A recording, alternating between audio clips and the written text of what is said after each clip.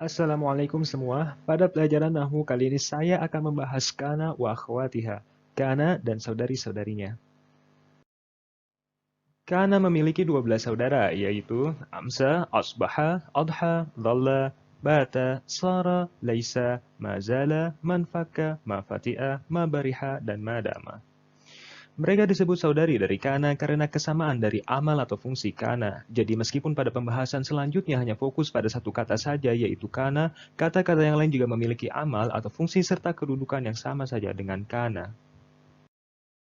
Fungsi dari kana adalah seperti pada kaidah berikut. Tarfa'ul isma merupakan isim, wa tansibul khabar, dan menasabkan khabar. Apa yang dimaksud isim dan khabar di sini adalah mubtada dan khabar yang didahului kana, karena kana adalah amil yang masuk ke dalam jumlah ismiyah seperti pada contoh. Oleh karena itu, pastikan kalian sudah paham materi sebelumnya tentang mubtada dan khabar sebelum lanjut. Pada contoh Zaidun Naimun, Zaidun merupakan mubtada dan Naimun merupakan khabar. Kemudian kita masukkan kana maka jadilah kana Zaidun Naiman. Di sini kedudukan Zaidun menjadi isim kana dan Naiman menjadi khabar kana. Setelah kita masukkan kana, Zaidun yang semula mubtada berubah menjadi isim kana dan Naimun yang semula khabar berubah menjadi khabar kana. Dan juga seperti kaidah yang berlaku, kana merupakan isim, maka Zaidun tetap marfu'. Lalu kana menasabkan khabar, maka naimun yang semula marfu menjadi naiman, mansub ditandai dengan fathah. Contoh yang lainnya seperti pada kalimat Ahmadu muhandisun. Setelah kana masuk menjadi kana Ahmadu muhandisan. Ahmadu yang semula mubtada menjadi isim kana, tetap marfu. Lalu muhandisun berubah menjadi muhandisan karena sebelumnya dia khabar, lalu berubah menjadi khabar kana, mansub. Contoh lainnya seperti pada kalimat Amrun Mariyutun. Setelah kana masuk menjadi kana Amrun Mariyutan. Amrun yang semula mubtada menjadi isim kana tetap marfu. Lalu Mariyutun berubah menjadi Mariyutan karena sebelumnya dia khabar lalu berubah menjadi khabar kana mansub. Mari kita perhatikan lagi contoh-contoh yang tadi. Dari sini jelas sekali fungsi dari kana adalah mengubah khabar yang semula marfu menjadi mansub. Hasilnya menjadi Zaidun naimun. Kana Zaidun naiman.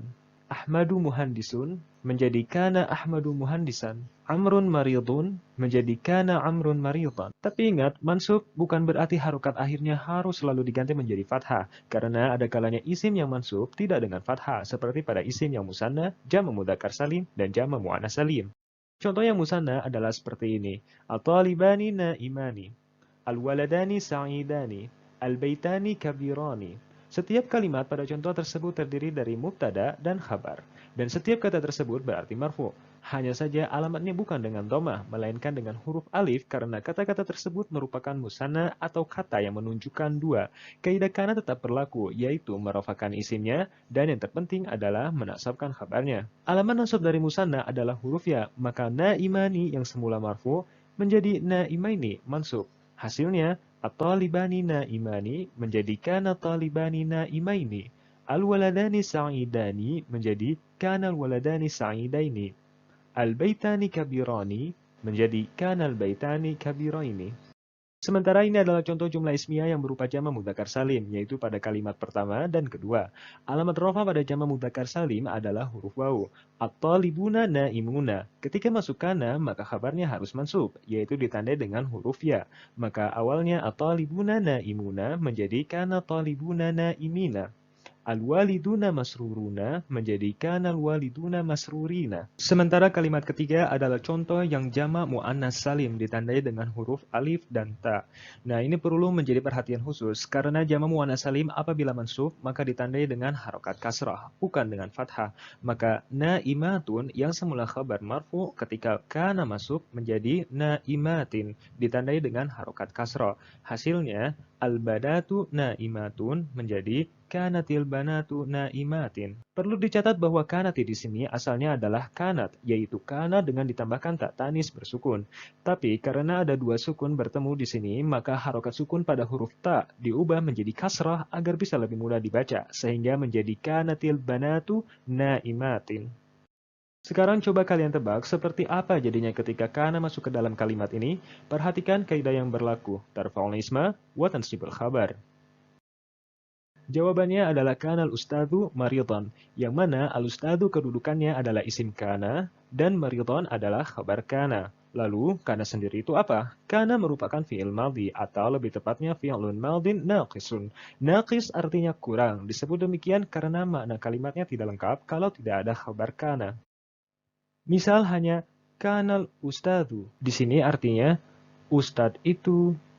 Kenapa? Orang tidak akan paham maksudnya karena fi'il kana selalu memerlukan kabarnya.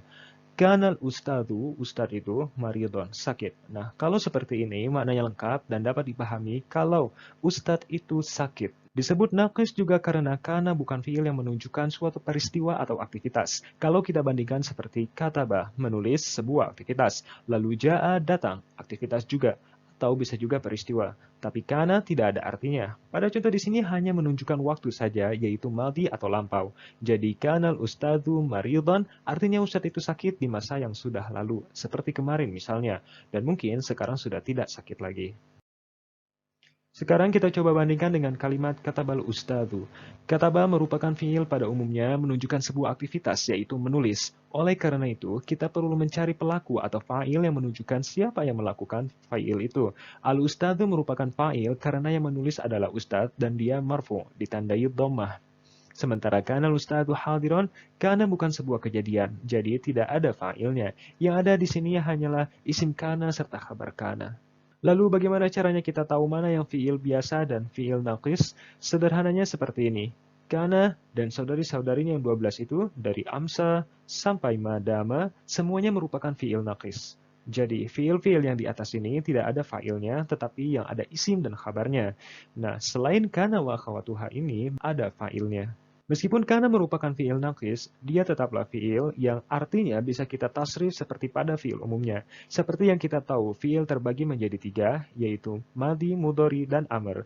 Dan contoh-contoh yang sudah diberikan adalah contoh fiil madhi, sama seperti pada kalimat ini. Nah, biasanya kita menambahkan tak tanis bersukun pada fiil madhi kalau failnya mu'anas. Dalam hal ini, Aisyatu, kataba menjadi katabat. Karena kana juga fiil madhi, ketika isimnya mu'anas, kita perlu menambahkan tak tanis pada fiilnya sehingga kana menjadi kanat. Hal ini juga berlaku pada saudari-saudari kana yang lainnya. Misal amsa menjadi amsat, asbaha menjadi asbahat, laisa menjadi laisat, dan sebagainya. Kana wa akhawatuha bisa dibentuk ke fi'il mudhari. Kana menjadi yakunu. Tapi perlu diingat, laisa dan madama tidak memiliki bentuk mudhari. Sementara selain yang dua ini ada bentuk mudharinya. Misal amsa, mudharinya adalah yumsi. Asbaha, mudharinya adalah yusbihu. Adha, mudharinya adalah yudhi. Dan sebagainya. Sekarang kita lihat perbandingan kalimat yang pertama dan kedua. Yaktubu merupakan fi'il mudhari dan fa'ilnya adalah Muhammadun. Sementara yakunu merupakan bentuk mudhari dari kana yang berarti dia merupakan fi'il naqis. Makanya di sini kita bisa bilang yakunu adalah fi'lun mudhari'un naqisun karena dia tidak ada fa'ilnya. Yang ada di sini adalah isimnya dan juga khabarnya. Sementara pada bentuk amr atau kata kerja perintah hanya ada kana, amsa, asbaha, adha, dhalla, bata, dan sara. Sisanya hanya bisa dalam bentuk madhi atau mudhari. Contohnya di sini adalah uktubu, fiil amr yang fa'ilnya berupa dhamir mutasil, yaitu huruf wawu. Nah, kana bentuk amarnya adalah kun, tapi di sini contohnya kunu hadirina. Di sini saya ingin menunjukkan kalau uktubu domirnya menjadi fa'il, tapi pada kunu berarti domirnya menjadi isim kana. Lalu hadirina adalah khabar kana mansub ditandai dengan huruf ya karena dia jama mudzakkar salim. Asalnya hadiruna. Setelah kita bahas fiilnya, sekarang kita lanjut bahas bagian isim kananya. Perlu dicatat kalau isim kana itu mempunyai kedudukan yang sama persis dengan fa'il. Fa'il itu marfu, isim kana juga marfu. Bahkan bisa kita bilang sebenarnya isim kana itu adalah fa'il, tetapi diganti saja namanya menjadi isim kana. Apakah kalian masih ingat pembagian fa'il berikut? Nah, berarti isim kana juga sama pembagiannya seperti ini. Tinggal kita ganti namanya menjadi isim kana. Berarti isim kana juga ada yang zahir dan ada yang dhamir. Yang sudah dibicarakan dari tadi adalah isim kana yang zahir. Sekarang kita lanjut ke isim kana yang dhamir. Pertama, yang dhamir mustatir. Pada kalimat pertama ada fiil kataba yang merupakan fiil madhi. Terdiri dari satu kata berarti secara otomatis yang menjadi fa'ilnya adalah huwa. Nah, pada kalimat kedua, kana hadiron. Di sini kana adalah fiil naqis yang memerlukan isimnya. Isim kana itu marfu, tapi di sini tidak ada kata yang marfu. Hanya ada kata yang mansub yang berarti menjadi khabar dari kana, yaitu hadiron. Lalu siapa yang hadir? Nah, berarti isim kananya berupa dhamir mustatir, yaitu huwa. Dari sini jelas sekali kalau isim kana memiliki kedudukan yang sama dengan fa'il. Bahkan, dengan kata lain isim kana itu adalah sebutan lain dari fa'il, tetapi khusus untuk fi'il kana wa akhwatuha. Isim kana yang mustatir ini juga berlaku bagi amsa, asbaha, dan yang lainnya. Contoh berikutnya adalah aktubu yang merupakan fi'il mudhari. Di sini yang menjadi fa'il dari aktubu adalah dhamir mustatir juga, yaitu ana. Karena huruf mudharanya adalah hamzah, aktubu. Kita bisa langsung tahu kalau fa'il dhamir ana yang tersembunyi. Nah, begitu juga dengan kalimat berikutnya, akunu hadiran. Akunu fi'il mudhari dari kana, berarti yang harus dicari adalah isim kana, tetapi kita tidak menemukan isim yang marfu di sini. Berarti isim kananya berupa dhamir mustatir, yaitu ana. Dan hal ini juga berlaku bagi bentuk mudhari bagi saudari-saudari kana yang lain selain laisa dan madama tentunya. Pada bentuk fi'il amr yang menjadi fa'il dari kata uktub adalah dhamir mustatir anta. Secara otomatis pada kalimat kedua kun hadiron yang menjadi isim kananya adalah dhamir mustatir juga, yaitu anta. Sekarang kita lanjut pada isim kana yang berupa dhamir mutasil atau dhamir yang menempel pada fiilnya. Pada kalimat pertama, kita bisa lihat dhamir waw menempel pada fiil kataba. Huruf waw tersebut merupakan fa'il dari kataba. Dengan begitu, kita bisa asumsikan pada kalimat kedua, huruf waw yang menempel pada kana merupakan isim kana.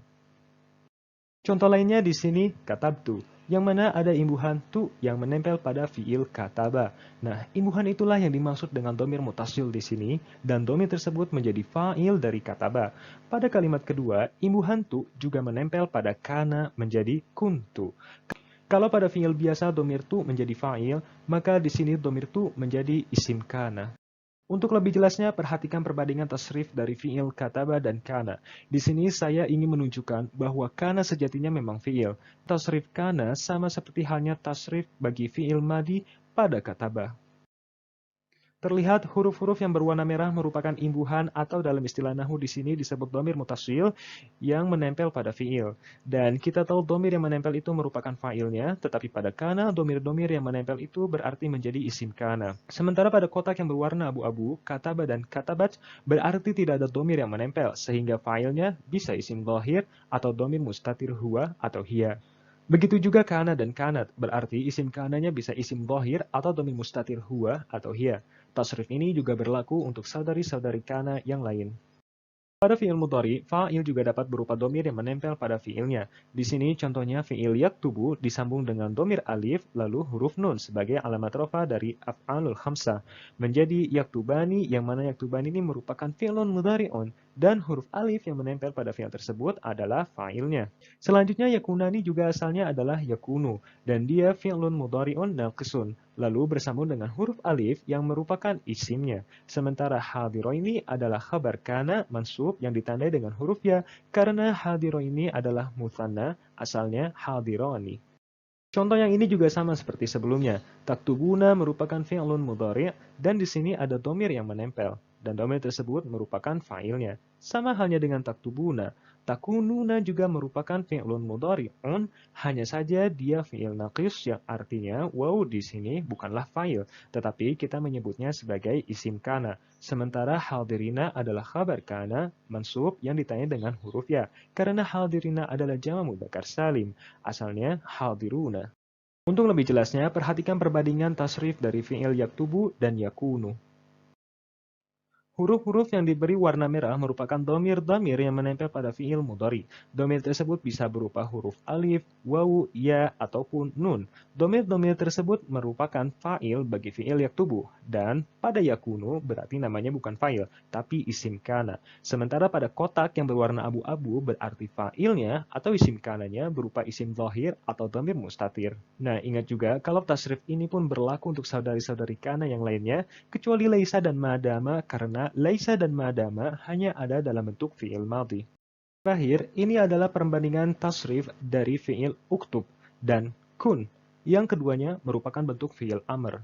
Sama seperti fi'il mudhari, pada fi'il amr juga domir-domir yang bersambung pada fi'ilnya adalah huruf alif, ya, waw, atau nun, dan domir-domir tersebut merupakan fa'il bagi fi'il uktub.